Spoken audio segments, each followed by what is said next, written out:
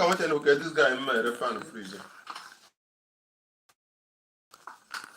Ula de que só não faz, me freezer.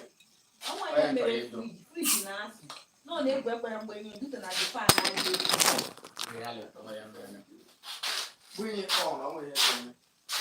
Yeah. What could do all the food? Oh, I'm overheat.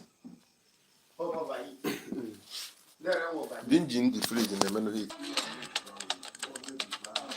That's what you are all food money.